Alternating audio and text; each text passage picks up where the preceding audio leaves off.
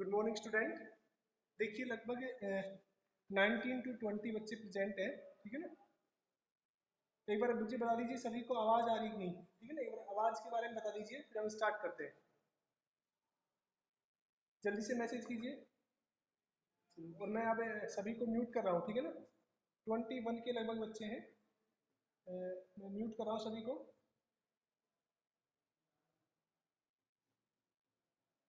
जो भी पूछ रहा है आप मैसेज करेंगे, ठीक है। मैं मैसेज के थ्रू आपको रिप्लाई करूंगा, ठीक है। तो यहाँ पे देखिएगा, एक मिनट, थोड़ा सा मेरा खुद का ही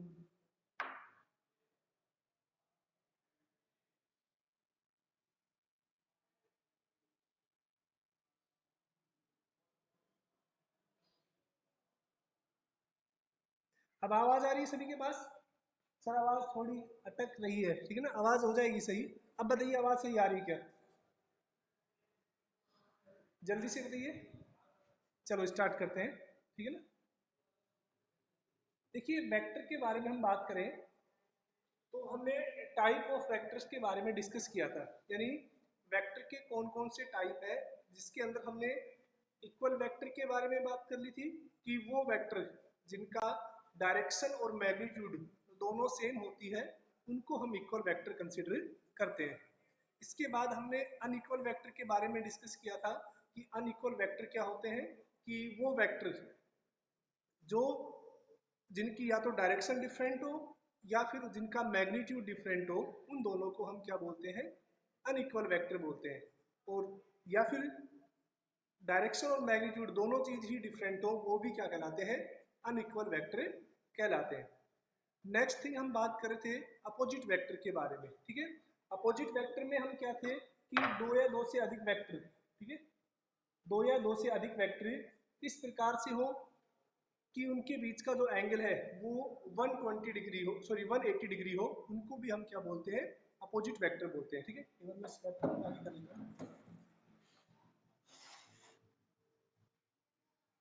बट सर बच्चे अपनी स्क्रीन पिन भी नहीं कर सकते हैं क्या, ठीक है। देखो स्क्रीन को अब मैंने लॉक कर दिया है, आप अपनी स्क्रीन भी नहीं शो कर पाएंगे, ठीक है ना। वैसे आपको जो पूछ रहे हैं आप मैसेज करके पूछिए, कोई दिक्कत नहीं है। आज काफी बच्चे 22 बच्चे आ रहे हैं, ठीक है।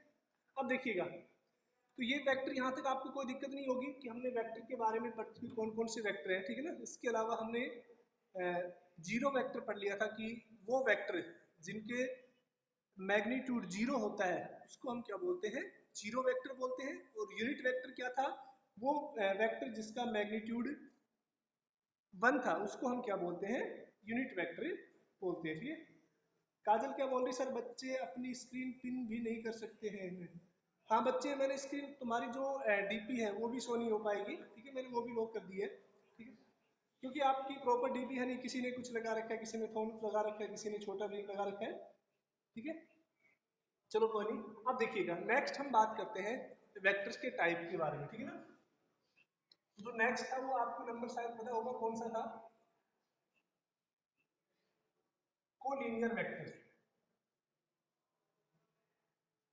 देखिएगा कोलिनियर वेक्टर्स के बारे में बात करें तो आपको नाम से ही पता लग रहा है, कोलिनियर यानी दो या दो से अधिक वेक्टर अगर वो एक ही लाइन के अलोंग मूव कर रहे हैं, यानी उनकी डायरेक्शन भी सेम है और उनकी जो ट्राजेक्ट्री है यानी जो पाथ है वो केवल एक ही लाइन के अलोंग हो, उन दोनों को हम क्या बोलेंगे, कोलिनियर वेक्टर, ठीक है ना।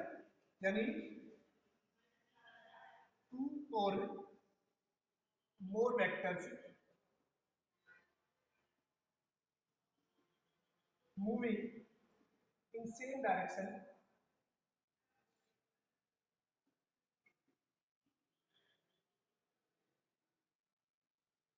along same path on axis known as collinear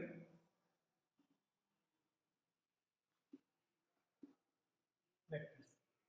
यानी दो या दो से अधिक वेक्टर इस प्रकार से हो कि वो एक ही लाइन के अलोंग मूव करे। यानी या तो जैसे देखिएगा, ये एक वेक्टर है जिसको हमने ए से रिप्रेजेंट किया है, एक वेक्टर है जिसको हमने किससे रिप्रेजेंट किया है, ए से रिप्रेजेंट किया है। इसके साथ साथ अगर हम मान लेते हैं कि कोई दूसरा वेक्टर है, ये बी वेक्टर है, तो देखिएगा दोनों वेक्टर है वो एक ही लाइन के अलोंग क्या कर रहे हैं, मूव कर रहे हैं, तो इनको हम क्या बोलेंगे, कोलिनियर वेक्टर। ठीक है, अब मुझे बताइए इनके बीच का एंगल कितना होगा, जल्दी से कमेंट कीजिए, मैं देख रहा हूँ कौन कौन बच्चों का आते हैं। कोलिनियर वेक्टर के बीच का एंगल कितना होगा, बाकी नोट करते रहे, थोड़ा सा स्क्रीन शॉट ले लें तो बाद में नोट करें। रिफ्लेक्शन तो नहीं आ रहा है कहीं, कविता का सही आया 0 डिग्री, एक बार ये भी बता दीजिए कि रिफ्लेक्शन नहीं आ रहा है क्या। हाँ ऋतिक सही है, 0 है आपका।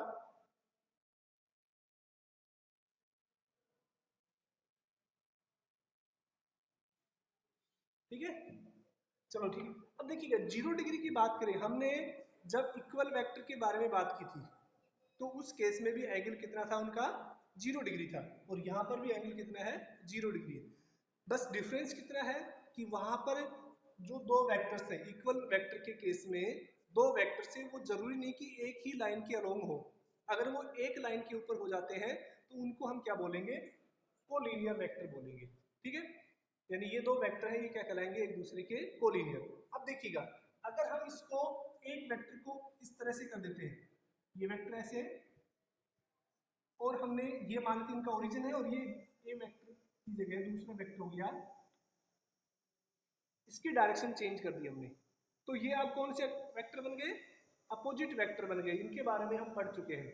ठीक है ना, तो ये अपोजिट वेक्टर कहलाएंगे अगर उनकी डायरेक्शन अपोजिट है, अगर सेम लाइन के अलोंग है और सेम ही डायरेक्शन में है तो वो क्या कहलाएंगे, कोलिनियर वेक्टर। ठीक है, लीनियर यानी लाइन से आप याद रखिएगा कि आपने पढ़ा होगा ना कि कोसेंट्रिक सर्किल होते हैं। ठीक है ना, 10th क्लास में आपने काफी क्वेश्चन पढ़े होंगे इस तरह के, जैसे इस तरह के क्वेश्चन आपने मैथ में पढ़ के आते होंगे, कोसेंट्रिक सर्किल है, इस शेडेड रीजन का एरिया आप निकालते थे, याद होगा 10th क्लास में। तो ये सेंटर है, ये एक्चुअली ये दोनों सर्किल है वो कोसेंट्रिक कहलाते हैं। को का मतलब क्या होता है, दो, किसी भी दो फिगर का एक सेम पॉइंट हो, उनको हम क्या बोलते हैं, कोसेंट्रिक सर्किल हो गया। तो ऐसे कोलिनियर यानी वो एक ही लाइन के ऊपर एग्जिस्ट करते हो, उनको हम क्या बोलेंगे, कोलिनियर वेक्टर। तो सभी को समझ में आया, ठीक है ना, आप जल्दी से मतलब बता दिया करें, कोई दिक्कत हो तो।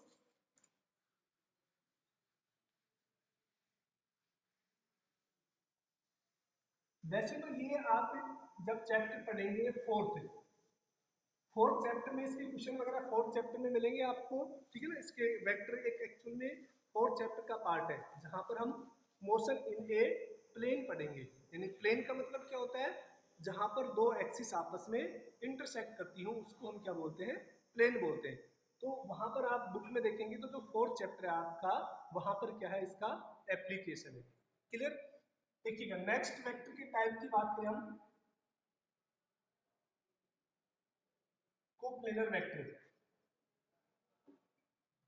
नाम से ही पता लग रहा है कोप्लेनर वेक्टर क्या होते हैं, यानी वो दो या दो से अधिक वेक्टर या दो वेक्टर जो एक ही प्लेन के अंदर एग्जिस्ट करते हैं वो क्या कहलाएंगे, कोलिनियर सॉरी कोप्लेनर वेक्टर कहलाते हैं। देखो दो वेक्टर हमेशा कोप्लेनर होंगे, ठीक है ना, वो किसी भी एक प्लेन में एग्जिस्ट कर सकते हैं। ठीक है, लेकिन अगर तीन वेक्टर हो जाते हैं तो जरूरी नहीं कि वो एक ही प्लेन में हो। ठीक है ना, तीनों वेक्टर हैं वो तीनों अलग अलग प्लेन में भी एग्जिस्ट कर सकते हैं। ठीक है, तो देखिएगा coplanar vector, two vectors that lie at same plane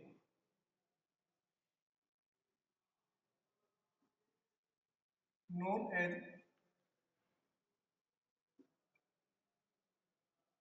coplanar vectors. ठीक है, यानी कोप्लेनर वेक्टर्स क्या होते हैं, दो या दो से अधिक वेक्टर वो अगर एक ही प्लेन के अंदर है। ठीक है, जैसे देखिएगा ये हमारे पास y एक्सिस है, ठीक है, और ये हमने ड्रॉ कर लिया x एक्सिस, ये x एक्सिस हो गया और ये y एक्सिस हो गया। तो ये जो प्लेन है, जैसे ये आप समझिए ये व्हाइट बोर्ड है, ये कौन सा प्लेन हो गया, ये x एक्सिस हो गया इसका, और ये क्या हो गया, y एक्सिस हो गया। तो इसको हम क्या बोलते हैं, xy प्लेन। क्लियर, इसको हम क्या बोलेंगे, एक्स वाई प्लेन पे। एक्स वाई प्लेन में मान लेते हैं एक वेक्टर है, ये इस तरह से है, और दूसरा वेक्टर है वो इस तरह से है। दोनों ही वेक्टर सेम प्लेन में एग्जिस्ट कर रहे हैं, तो इनको हम क्या बोलेंगे, कोप्लेनर वेक्टर। इसको लिखिएगा, जल्दी से नोट कीजिए। सर समझ में नहीं आ रहा, ठीक है सर, पूरा वेक्टर रिपीट कर दो। कीर्ति, आज आप फर्स्ट टाइम आए हैं क्या? कीर्ति,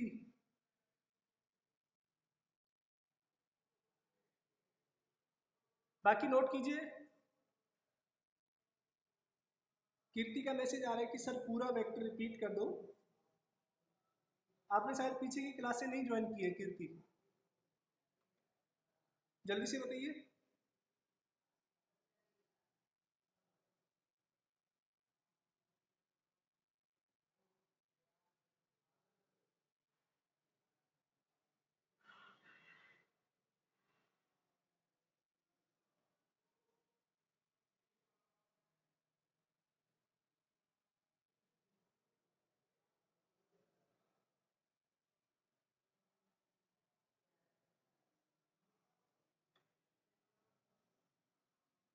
हो गया क्या नोट? या तो आप स्क्रीन से उसका कहो यूट्यूब से पढ़ दो, ठीक है ना सर, मुझे भी आज ज्वाइन किए, ठीक है। जब मैं देखो जो भी बच्चे हैं जिनको जैसे पूरा वेक्टर पढ़ा दें, काजल है, काजल ने भी आज ही ज्वाइन किया है। हाँ देखो, जिनकी प्रॉब्लम है उन सब की सॉल्व हो जाएगी। एक बार या तो आप जो पीछे की वीडियो है, ठीक है ना, आपके ग्रुप में जो वीडियो है अगर वो आपके पास नहीं है तो मैं वापस से सेंड कर दूंगा, ठीक है ना, आपके पास दोबारा से मिल जाएंगी वो वीडियो। फिर भी अगर कोई डाउट रहता है तो आपको समझा दिया जाएगा, ठीक है ना। हाँ काजल, आप भी आज पहली बार ही आए, ठीक है। तो देखिए कोई भी डाउट होगा तो हम समझा देंगे, ठीक है। एक बार आपको ये वीडियो है जो प्रोवाइड करा देंगे, उसके बाद क्या नाम है आप उनसे एक बार पढ़ लेना, अगर फिर भी समझ में नहीं आए तो हम आपको दोबारा से समझा देंगे, ठीक है। रिफ्लेक्शन आ रहा है कि एक बच्चे मैसेज कर रहे हैं कि सर रिफ्लेक्शन आ रहा है?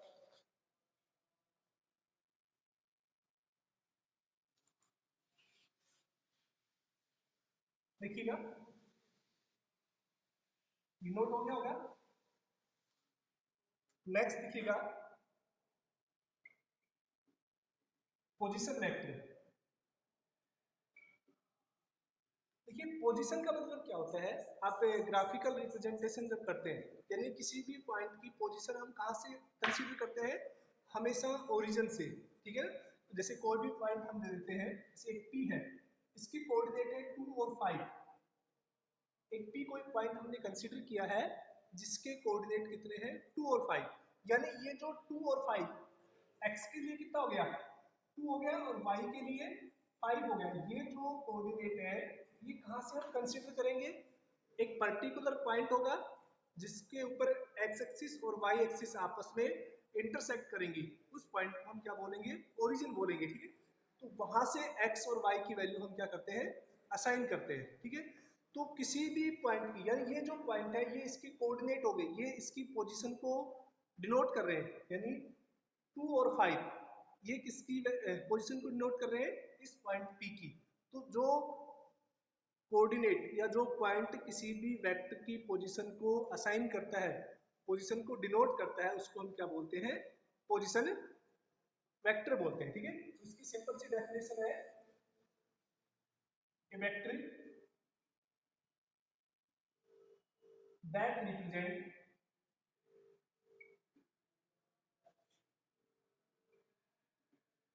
position or location, that represent position location of any point from a reference point। उस रेफरेंस पॉइंट को हम क्या बोलते हैं, ओरिजिन बोलते हैं, यानी ए वेक्टर दैट रिप्रेजेंट पोजीशन या लोकेशन ऑफ एनी पॉइंट्स, यानी वो वेक्टर जो किसी पॉइंट की पोजीशन को बताता है, कहाँ से, किसी भी रेफरेंस पॉइंट से, या किसी भी एक्स वाई या वाई जेड या जेड एक्स किसी भी प्लेन के अंदर ओरिजिन से किसी पोजीशन किसी भी पॉइंट की जो पोजीशन डिनोट करता है वो किसके द्वारा डिनोट की जाती है, पोजीशन वेक्टर के द्वारा, ठीक है। जैसे देखिएगा, मान लेते हैं ये आपके पास एक एक्स वाई प्लेन है, ठीक है ना, ये ओरिजिन हो गया, क्लियर। अब हमने यहाँ पर एक पॉइंट कंसीडर कर लिया पी, इसके कोऑर्डिनेट हमने मान लिया एक्स और वाई। तो यहाँ से ओरिजिन से जो लाइन इसकी पोजीशन को डिनोट करेगी उसको हम मान लेते हैं आर। तो ये जो आर है ये किसको डिनोट कर रहा है, इस पॉइंट पी की पोजीशन को, इसलिए हम इस आर को क्या बोलेंगे, पोजीशन वेक्टर, ठीक है। वेयर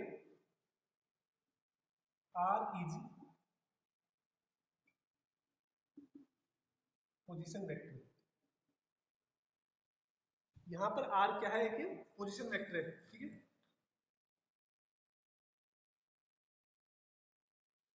यस सर, सर आ रहा है, चलो ठीक है, कीजिए जल्दी से नोट कीजिए।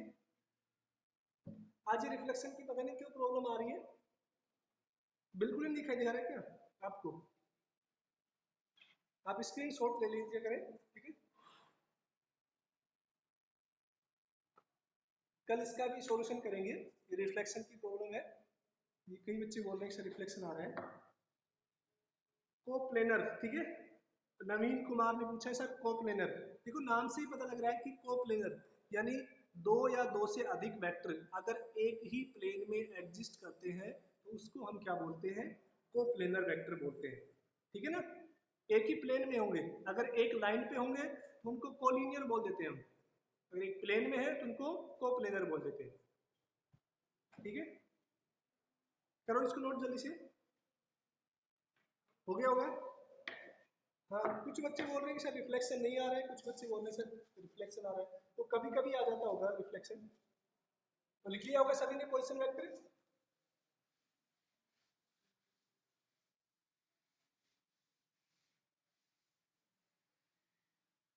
आज मैंने दूसरे पीसी में मतलब ऐप को होस्ट बना के किया, उसमें क्या था कि बार बार मैसेज आते रहते थे, जब भी हम रिकॉर्डिंग को अपलोड करते थे उसमें मैसेज भी चलते रहते थे साथ साथ, तो आज वो दिक्कत नहीं आएगी मैसेज वगैरह की, ठीक है।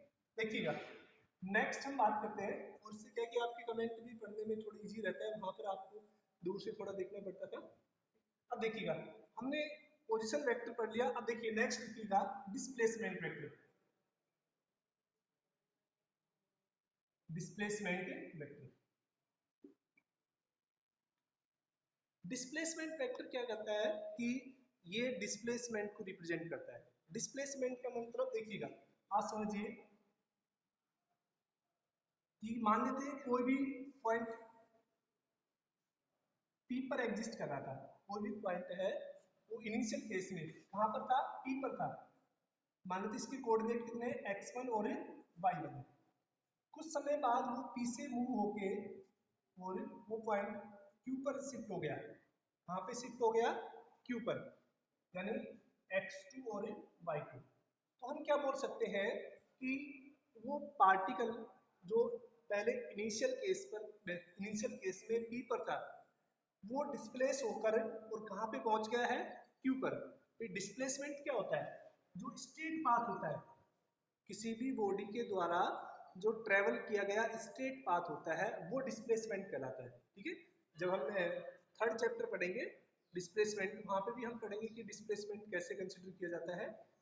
वैसे भी आप 9th क्लास में पढ़ के आए हैं कि जो डिस्प्लेसमेंट होता है वो क्या होता है, किसी भी टू पॉइंट्स के बीच का शॉर्टेस्ट पाथ, ठीक है ना, या हम बोल सकते हैं कि दो पॉइंट के बीच का वो लाइन या वो पाथ जो एक स्ट्रेट लाइन के द्वारा जुड़ा हो उसको हम क्या बोलते हैं, डिस्प्लेसमेंट बोलते हैं। अब देखिएगा मान लेते हैं कि ये पॉइंट पी था, ये इनिशियल केस में ओरिजिन से कितनी डिस्टेंस पे था, r1 डिस्टेंस पर था, ठीक है। तो ये r1 क्या हो गया, इस पॉइंट p का पोजीशन वेक्टर हो गया। अभी हमने पढ़ा था थोड़ी देर पहले कि पोजीशन वेक्टर क्या होता है, जो ओरिजिन के साथ किसी भी पॉइंट की पोजीशन को एक्सप्लेन करता है, उसकी पोजीशन को एलोकेट करता है, उसको हम क्या बोलते हैं, पोजीशन वेक्टर, ठीक है। अब देखिएगा क्यू है, ये इनिशियल स्टेज थी, यहां से वो मूव करके क्यू पर शिफ्ट हो गया है, ठीक है। तो अगर हम बात करें ओरिजिन से जो क्यू है, ये क्या हो गया इसका, क्यू का क्या हो गया, पोजीशन वेक्टर, यानी r1 है वो किसको डिनोट कर रहा है, p के पोजीशन वेक्टर को, और R2 है वो किसको डिनोट कर रहा है, Q के पोजीशन वेक्टर को। यहाँ पर देखिएगा ये R1 और R2 तो क्या है, पोजीशन वेक्टर है P1 और Q के, PK और Q के, ठीक है ना। हाँ शॉर्टेस्ट बात है, ठीक है ना। अब देखिएगा अब हम बात करें डिस्प्लेसमेंट की, यानी ये पार्टिकल यहाँ से और यहाँ तक गया है, यहाँ से कहाँ तक गया है, P से और Q तक, ठीक है ना। तो इस डिस्प्लेसमेंट को हम किस तरह से लिखेंगे, हम मान लेते हैं ये R है, ये डिस्प्लेसमेंट कितना है, R है, ठीक है ना। तो R इक्वल टू कितना हो जाएगा, फाइनल माइनस इनिशियल। ये जो फॉर्मूला है ये किसको डिनोट करता है, डिस्प्लेसमेंट वेक्टर को, यानी किसी भी बॉडी की फाइनल पोजीशन के लिए जो पोजीशन वेक्टर है और इनिशियल पोजीशन का जो पोजीशन वेक्टर है, उन दोनों का जो डिफरेंस है वही किसको डिनोट करता है, उसके डिस्प्लेसमेंट वेक्टर को डिनोट करता है। तो समझ में आया डिस्प्लेसमेंट वेक्टर, बताइए एक बार, कि किसी भी दो पॉइंट के बीच की जो डिस्टेंस ट्रेवल की जाती है उसको वेक्टर में जब लिखेंगे तो उसको हम क्या बोलेंगे, डिस्प्लेसमेंट वेक्टर। जल्दी से बताइए एक बार। हाँ निशांत कुमार कह रहा है सर सही है। तो समझ में आ गया कि देखो ये R1 और R2 ये तो डिस्प्लेसमेंट वेक्टर नहीं है, R1 तो P का पोजीशन वेक्टर है, R1 क्या है, P का पोजीशन वेक्टर है, R2 क्या है, Q का पोजीशन वेक्टर है, ठीक है ना। तो P से और Q जब वो शिफ्ट हुआ है तो ये जो डिस्टेंस है इसको देखो कई बुकों में इस तरह से लिख दिया जाता है R21, ठीक है, R2 माइनस R1, ठीक है ना। और इसी को आप ऐसे भी लिख सकते हैं 1 2, तो R1 माइनस R2। देखिएगा अगर हम मैग्नीट्यूड की बात करें ना तो सेम आएगा रिजल्टेंट, आपका क्या आएगा, सेम। जब हम इसकी न्यूमेरिकल्स करेंगे उस टाइम हम देखेंगे कि रिजल्टेंट क्या आएगा, सेम आएगा। तो आपको कई बुकों में R21 के फॉर्म में मिल जाएगा, R12 के फॉर्म में मिल जाएगा। आप सिंपल याद रखिएगा R क्या है, डिस्प्लेसमेंट वेक्टर है, तो final position minus initial position ये किसको डिनोट करता है, उसके डिस्प्लेसमेंट वेक्टर को डिनोट करता है। एक बार ये बना लीजिए जल्दी से, ठीक है, या तो स्क्रीनशॉट ले लीजिए या बना लीजिए जल्दी से। सर डिस्प्लेसमेंट वेक्टर रिपीट कर दो, ठीक है। आरजू देखो डिस्प्लेसमेंट वेक्टर है वो किसको डिनोट करता है, किसी भी पार्टिकल के द्वारा किसी भी प्लेन में जो ट्रेवल की गई पाथ लेंथ है, शॉर्टेस्ट पाथ लेंथ है, वो डिस्प्लेसमेंट वेक्टर क्या करता है, रिप्रेजेंट करता है। डिस्प्लेसमेंट वेक्टर में हमेशा इनिशियल पॉइंट पर जब पार्टिकल होता है उसका जो पोजीशन वेक्टर है वो हम कंसीडर करते हैं, यहाँ पर हमने मान लिया R1 है। फाइनल पॉइंट Q के लिए ओरिजिन से जो पॉइंट है वो क्या मान लिया हमने R2 है, तो R1 और R2 यानी P और Q का जो डिफरेंस है, ये जो पाथ लेंथ है उसको हम डिस्प्लेसमेंट वेक्टर से रिप्रेजेंट करते हैं, ठीक है। कोई दिक्कत, जल्दी से लिखिएगा, इसको स्क्रीनशॉट ले लीजिए।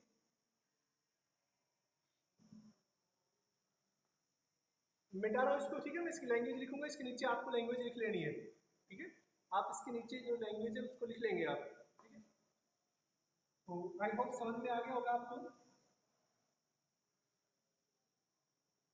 तो डिस्प्लेसमेंट वेक्टर क्या है,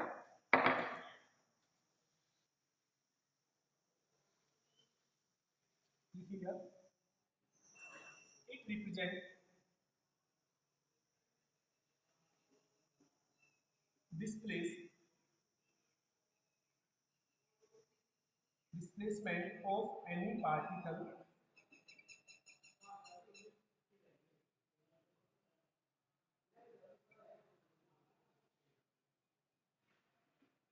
with respect to origin, यानी ये ओरिजिन की रेस्पेक्ट में किसको नोट करता है, डिस्प्लेसमेंट को रिप्रेजेंट करता है, ठीक है। सर आपका बोर्ड की साइड में लिखो प्लीज, बोर्ड के साइड में मतलब लिख नहीं रखा यहाँ पे, ये लाइन को मैं थोड़ा लिख देता हूँ इधर, particle it represent displacement of any particle from the origin, ठीक है। अब आ रहे हो, दिख रहा होगा। ये आज कुछ ज़्यादा रिफ्लेक्शन आ रहा है, ठीक है ना, तो कल हम इसके सॉल्यूशन कर लेंगे इसको। अब तो सही आ रहा है।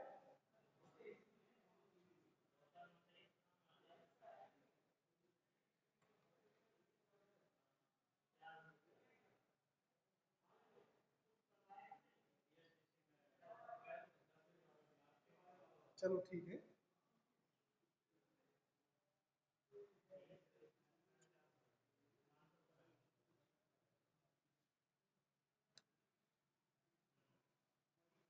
थोड़ा जल्दी कीजिए, इसको नोट कीजिए।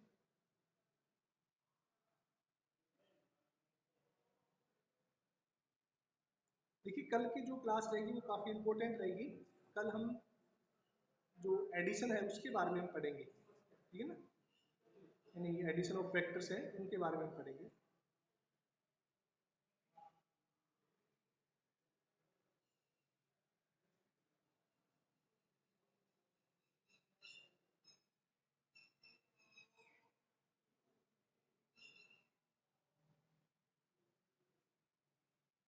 लिख लिया होगा सभी ने?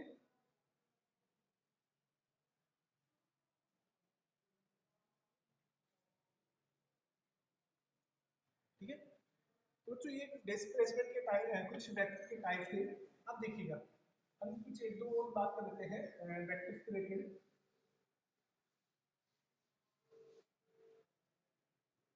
देखिएगा, एडिशन के बारे में हम कल बात कर लेंगे, थोड़ा एडिशन क्या है एक बड़ा टॉपिक है, ठीक है ना। आज हम प्रोडक्ट की बात करेंगे, ठीक है ना।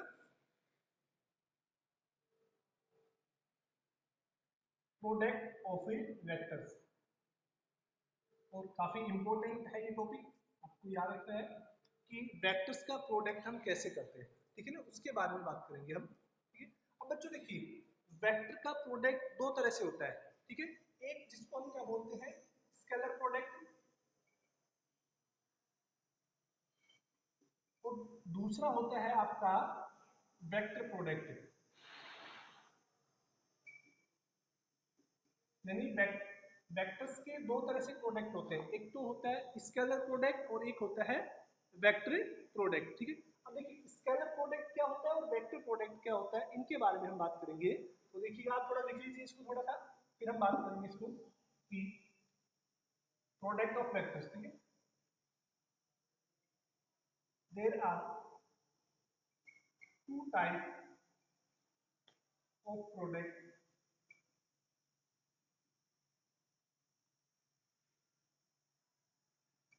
Of vectors, there are two type of product of vectors,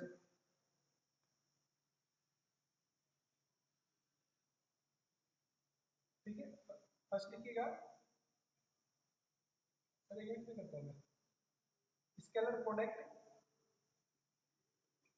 और बच्चों इसी को हम बोलते हैं डॉट प्रोडक्ट। अभी लिख लीजिए इसको, स्केलर प्रोडक्ट, यानी इसी को हम क्या बोलते हैं, डॉट प्रोडक्ट, और दूसरा लिखिएगा वेक्टर प्रोडक्ट,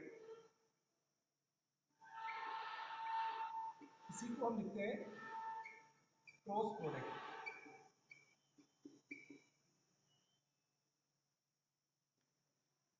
तो ये दो टाइप होते हैं, स्केलर प्रोडक्ट और क्रॉस प्रोडक्ट, या डॉट प्रोडक्ट या क्रॉस प्रोडक्ट। दिख रहा है सभी को?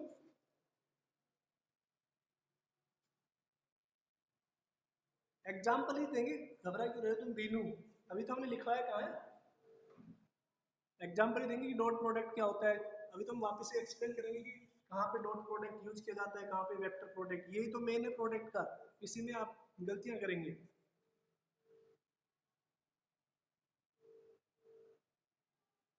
लिख लिए यहाँ तक? सर रिफ्लेक्शन आ रहा है।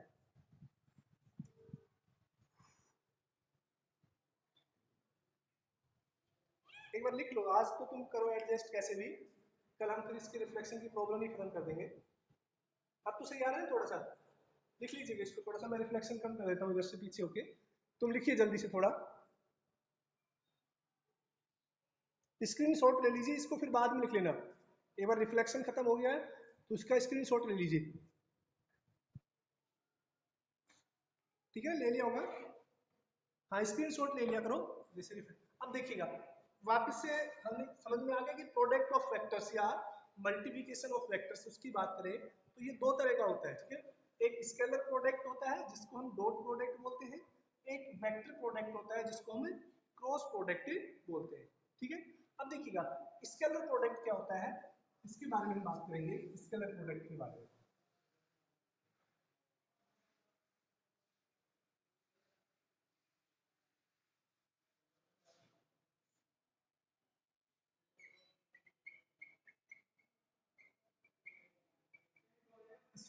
स्केलर प्रोडक्ट या इसी को डॉट प्रोडक्ट भी बोलते हैं।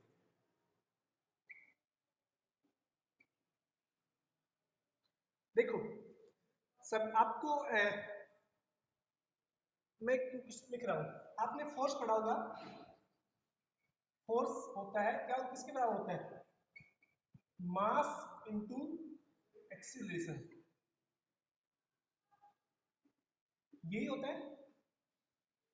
F equal to mass into acceleration, पढ़ा हुआ है ये, हाँ कविता थी। अब मैं यहाँ पे लिखता हूँ कि F equal to m dot a, dot का मतलब मल्टीप्लाई होता है, या F equal to m cross a, दोनों का मीनिंग सेम है। अगर ये 5 है और ये 2 है, इसका रिजल्टेंट भी 10 आएगा, इसका रिजल्टेंट भी 10 आएगा, लेकिन कौन सा सही है और कौन सा गलत है इसके बारे में बात करेंगे। कोई बता सकता है इसमें से इन दोनों में से कौन सा फॉर्मूला सही है, या फिर दोनों ही सही है, बताइए, कोई भी बताइए बच्चे जल्दी से, थोड़ा जल्दी कीजिए, टाइम होने वाला है। दोनों सही है, फर्स्ट कविता बता रही है, दिव्या बोल रही सर दोनों सही है, फर्स्ट वाला सही है। चलो अभी किसी ने सही नहीं बताया, ये सेकंड वाला सही है, ठीक है ना। इसके बारे में हम कल बात करेंगे कि क्यों सही है सेकंड वाला, ठीक है। फोर्स मास इनटू एक्सीलरेशन ये होता है, ठीक है। अभी आप 9th क्लास में W equal to force equal to आपने पढ़ा होगा वर्क फोर्स इनटू डिस्प्लेसमेंट, ये पढ़ के आते हैं आप, ठीक है। तो कौन एग्जैक्ट वेक्टर की फॉर्म में कौन सी सही है, ठीक है।